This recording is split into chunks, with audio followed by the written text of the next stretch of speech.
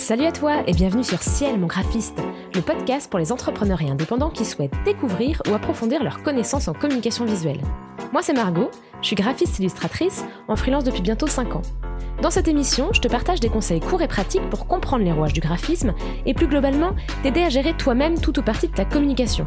Tu pourras apprendre à optimiser tes outils et supports, à mieux valoriser ton engagement à travers ton univers graphique ou tout simplement gérer ta communication de façon simple et sereine au quotidien. Et comme je crois fermement en une communication et un graphisme responsable, je te partagerai aussi des astuces pour réduire l'impact de ta communication sur l'environnement et l'humain. Il ne me reste plus qu'à te souhaiter une bonne écoute.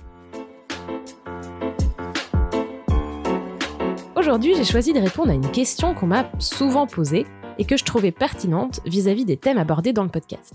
Comment améliorer une présentation type slide diaporama ?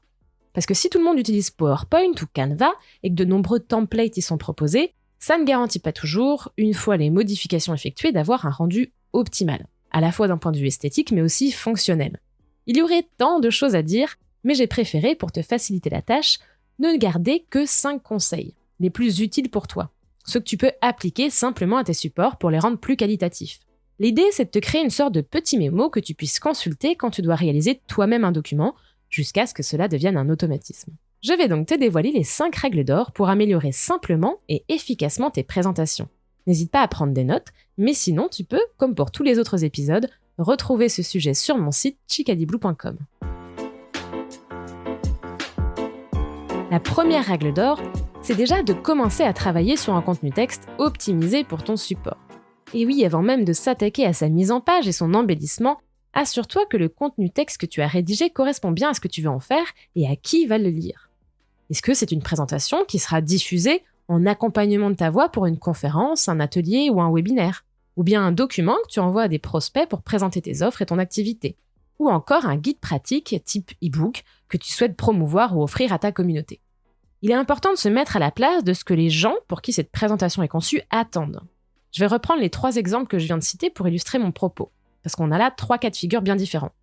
Dans le premier, si tu présentes à l'oral, le support n'est là que pour venir aider ton audience à suivre ton discours.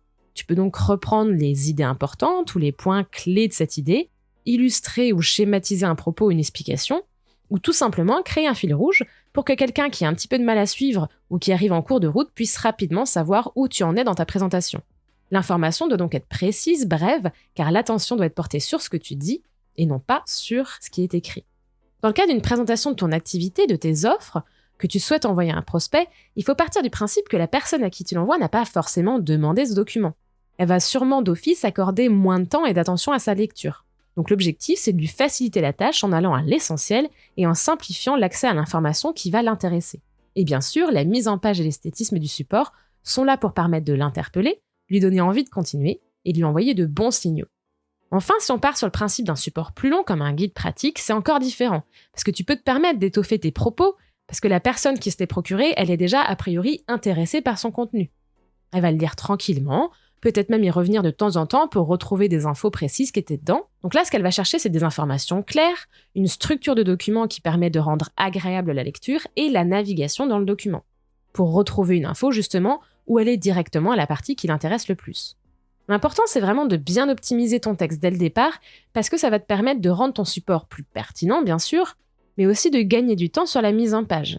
Parce que si ton contenu texte est clair, le plan va se dessiner naturellement et donc aussi la rythmique de ta présentation. Que ce soit avec les points clés à faire ressortir ou même des éléments récurrents que tu vas pouvoir utiliser et mettre en avant dans la mise en page.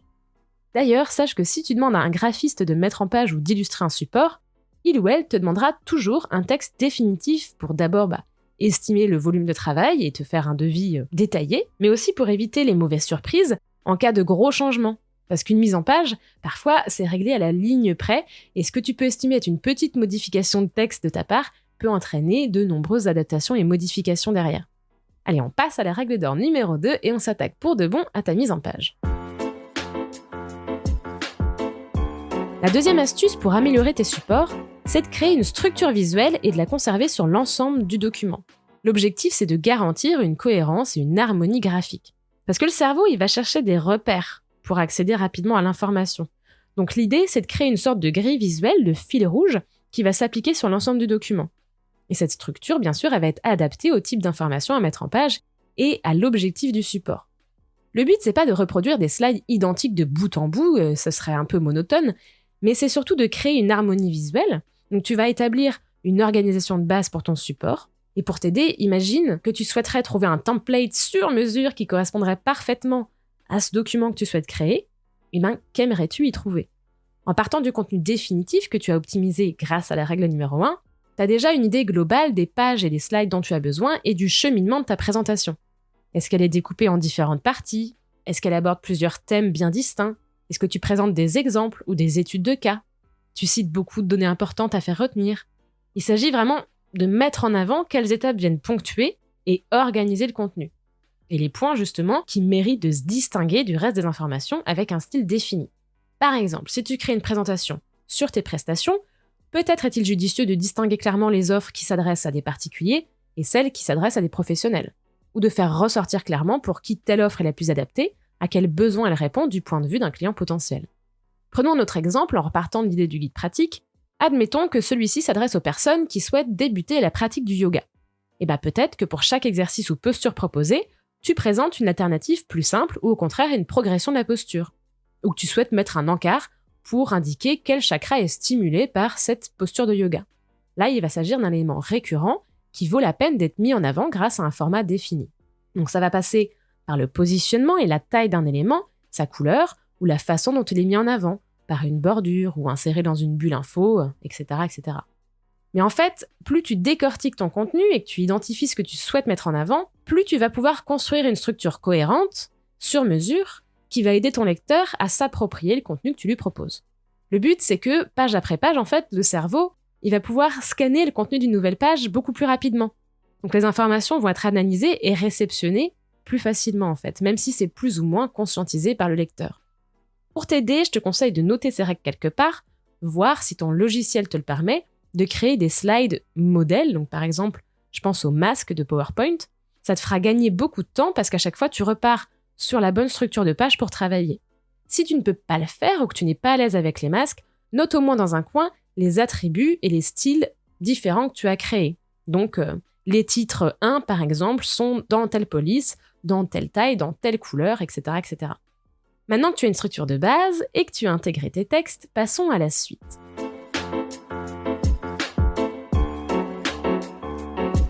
La troisième règle d'or, c'est d'attribuer un rôle défini aux couleurs que tu utilises dans ton support. Ajouter la couleur sans objectif, ça peut desservir ton support, sans compter les rendus visuels un peu aléatoires. Non, les couleurs, elles vont jouer un rôle important pour venir hiérarchiser ou rythmer ton support. Et encore une fois, ça passe par une réflexion sur l'objectif et l'usage qui en sera fait. Les contrastes sont-ils suffisants pour une lecture sur écran ou située au bout de la salle? Si le document il est voué être imprimé, comment économiser l'usage d'encre en introduisant de la couleur de façon intelligente? On évitera par exemple les gros aplats de couleurs vives si le support n'est pas exclusivement digital, ça va de soi. Donc si tu as une identité visuelle établie, tu as ta palette avec des couleurs principales et des couleurs complémentaires, et si en plus tu as fait faire une charte graphique, tu disposes des indications et des recommandations pour bien utiliser ces couleurs. Le plus gros du travail est donc déjà fait. Attention tout de même, parce que je le vois souvent, à la tentation de vouloir mettre toutes les couleurs de ta charte dans une présentation. Parfois, il vaut mieux se limiter aux couleurs principales si tu n'as pas besoin de plus. Si au contraire, tu n'as pas d'identité visuelle bien définie, crée-toi une palette de couleurs qui correspondent à la fois à ton projet et à l'usage de ce support. Elles doivent le mettre en valeur et apporter quelque chose à ta présentation. Je te suggère de te limiter à 2 ou 3 couleurs principales maximum, et si ton contenu l'exige, 3 couleurs complémentaires pour venir par exemple agrémenter des graphiques ou des tableaux. L'important c'est que chaque couleur choisie trouve un écho quelque part dans le support. Tu éviteras par exemple de mettre un orange pour encadrer une citation si tu ne le refais jamais ailleurs sur le document, parce que ça va apporter de la confusion. On ne sait pas à quoi ce code couleur fait référence, et il va apparaître comme un élément un petit peu étranger à la présentation, comme si tu t'étais gouré et que tu ne l'avais pas vu. Maintenant, voyons comment tu peux utiliser concrètement ces couleurs. Elles vont d'abord servir d'attributs pour hiérarchiser l'information ou mettre en avant un type de contenu, au même titre que tu vas utiliser un corps gras ou une taille de texte plus imposante. Donc la première astuce, ça peut être tout simplement d'établir un code couleur pour un type de contenu particulier. Si on reprend l'exemple de la conférence ou du webinaire, on peut imaginer que tu définisses une couleur pour une donnée à retenir ou la définition d'un concept important. Ensuite, si ton support est un petit peu plus dense et que tu veux permettre à la personne qui va le lire de s'y retrouver facilement, pourquoi pas imaginer un système de couleurs par partie, par thème.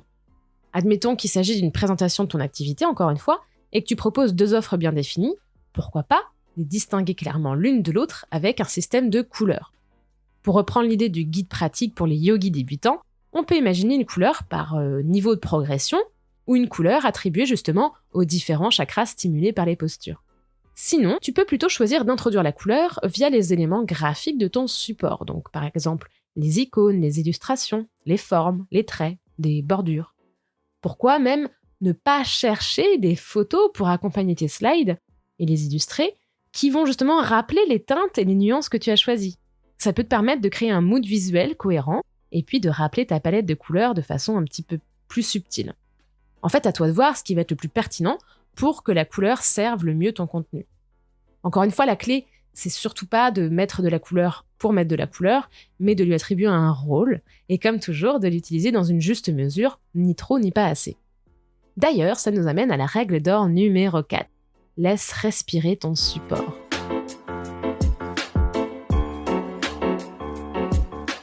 Pour cette 4e règle, j'ai vraiment qu'une seule chose à dire. Les espaces blancs sont tes amis. Car bien souvent, j'ai l'impression que les gens ont peur des espaces vides sur une page ou une slide. Du coup, ils vont meubler pour meubler et ça va donner des mises en page remplies et surchargées inutilement. Alors, on est d'accord que positionner des éléments ensemble pour marquer le fait qu'ils font partie d'un même groupe d'informations, c'est une bonne technique. Mais attention à pas non plus les serrer ou les entasser pour que tout rentre sur la même slide. Parfois, il suffit de prendre un peu de recul sur ton écran pour s'apercevoir qu'il y a trop de choses, que ça empêche l'œil d'aller naturellement vers l'information, de lire le contenu dans le bon ordre. Si ton regard est attiré par trop d'éléments différents, le cerveau ne va pas percevoir la structure globale du contenu. Il faut donc aérer tes slides et du coup utiliser les espaces blancs, les espaces vides à bon escient. On parle d'ailleurs d'espaces vides ou d'espaces blancs, mais moi je préfère l'expression d'espace de respiration. Parce que je me rappelle d'une phrase que m'avait dit mon professeur de piano. Oui, alors là tu dois te demander ce que cette anecdote fait dans ce podcast, mais tu vas voir, ce qu'il m'a dit, je l'applique aussi bien en jouant de la musique qu'en créant des mises en page finalement. Un jour, je joue à un morceau pendant mon cours et il me dit « Ah, ça va pas, tu ne prends pas ton temps, tu te précipites, ça va trop vite. » Et du coup, il m'a rappelé l'importance de respirer quand je jouais parce que ça permettait de marquer des pauses dans le morceau. Et que c'était doublement important parce que la personne qui écoute jouer, en fait, elle va respirer en même temps que toi avec la musique. Et du coup, j'applique toujours aujourd'hui ce conseil quand je joue du piano. Je calque ma respiration sur les phrases musicales d'un morceau. Et c'est évidemment beaucoup plus beau parce que toutes les subtilités et les nuances de la musique ressortent mieux. Je sais pas si du coup tu vois où je veux en venir maintenant, mais c'est que ce support, il est fait pour être lu à un rythme adapté au contenu, et donc les espaces blancs sont importants pour marquer le tempo de lecture d'un document. Et en les utilisant correctement, tu permets à ton lecteur justement de trouver ce rythme, parce que du coup avec un espace ou avec justement une aération, il va pouvoir repérer là où il y a des pauses, là où le développement d'une idée s'arrête, là où un groupe d'informations vont fonctionner ensemble et doivent être lues en même temps. Donc quand tu laisses respirer ton support, tu laisses respirer la personne qui va le lire et c'est beaucoup plus agréable et clair pour elle.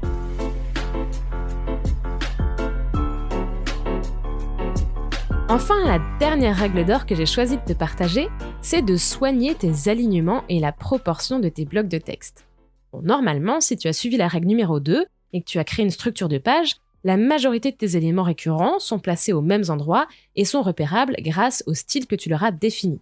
Mais là, on va s'attaquer vraiment aux détails, ceux qui font la différence pour upgrader ton support. Les alignements et les proportions.